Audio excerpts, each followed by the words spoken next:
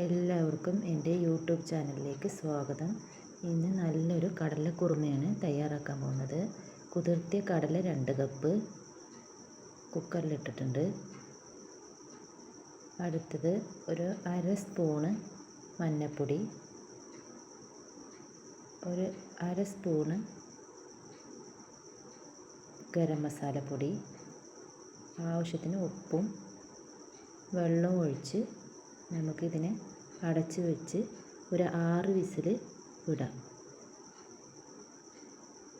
നന്നായി ഇളക്കി യോജിപ്പിച്ച ശേഷം നമുക്കിതിനെ ഒരു 6 വിസിൽ വരട്ടെ.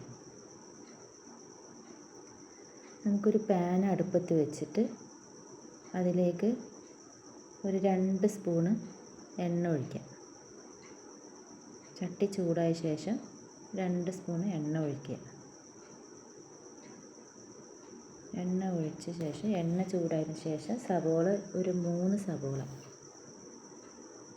ഒരു വലിയ കഷ്ണങ്ങളാക്കിയിട്ട് ഇറക്കുക. ഇത് നമ്മൾ ലാസ്റ്റ് എല്ലാ മസാലയും ഉപയോഗിച്ച ശേഷം ഇട്ട ശേഷം ഇതിനെ നമ്മൾ മിക്സിയിൽ അരക്കുന്നുണ്ട്. അതാണ് ഇത്ര വലിയ കഷ്ണങ്ങളാക്കിയിരിക്കുന്നത്. ഇനി ഇഞ്ചിയും വെളുത്തുള്ളിയും ചതച്ചത് അത് ഒന്ന് യോജിപ്പിച്ച് കൊടുക്കാം.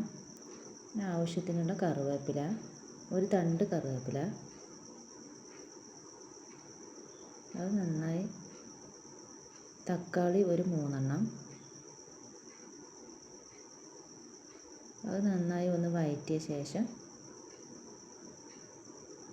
അണ്ടിപ്പരിപ്പും ബദാമും ഒരു 10 എണ്ണം, ഇത് നന്നായി ഒന്ന് വഴറ്റി വരട്ടെ. ചൂടാറാൻ വെക്കാം നമുക്കിതിനെ. ചൂടാറിയ ശേഷം മിക്സി ജാറിലൊന്ന് അരച്ചെടുക്കാം. ഇവിടെ ഒരു 6 വിസിൽ വന്നിട്ടുണ്ട് കുക്കർ. നമ്മൾ ചൂടാറിയ ശേഷം ഇതൊന്ന് അരച്ചെടുക്കാം. ഞാനിവിടെ അരച്ചെടുത്തിട്ട് വരാം. അരച്ച് കൊണ്ടുവന്നിട്ടുണ്ട്. ഇനി ഒരു പാന് നമുക്കതിലേക്ക് അടുപ്പത്ത് വെച്ച് പാന് നല്ല ചൂടാവട്ടെ. അതിലേക്ക് ഒരു 2 സ്പൂണ് എണ്ണ ഒഴിക്കാം. നമ്മൾ ഒരു ഇത്തിരി കറിവേപ്പിലയിട്ട് നന്നായി ഒന്ന് വഴറ്റി വരട്ടെ. ഒന്ന് പൊട്ടിയ ശേഷം നമ്മൾ അരച്ച് വെച്ച അരപ്പ് ചേർത്ത് കൊടുക്കുക.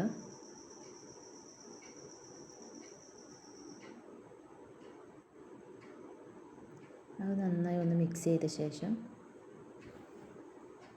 നമുക്കിതിലേക്ക് കുറച്ച് പൊടികൾ ഇട്ട് കൊടുക്കാം. മുളക് പൊടി, ഒരു 1/4 സ്പൂണ് മഞ്ഞൾപ്പൊടി, ഒരു അര സ്പൂണ് ഗരം മസാലപ്പൊടി, 2 സ്പൂണ് മല്ലിപ്പൊടി,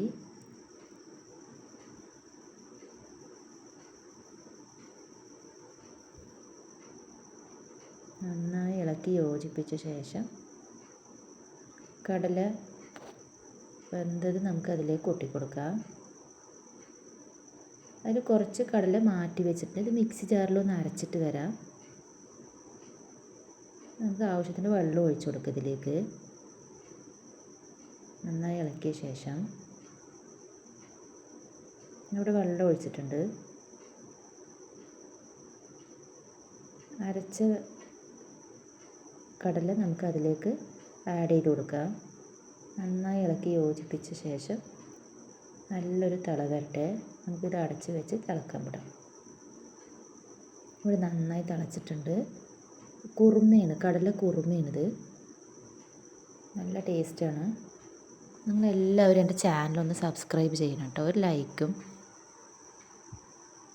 ഞാൻ ഇടുന്ന പുതിയ വീഡിയോസ് നിങ്ങളുടെ ഫോണിലേക്ക് വരുന്നതാണ്. നന്നായി തിളച്ച ശേഷം ആവശ്യത്തിനുള്ള മല്ലിയില ഇട്ട് കൊടുക്കാം നമുക്കിതിലേക്ക്.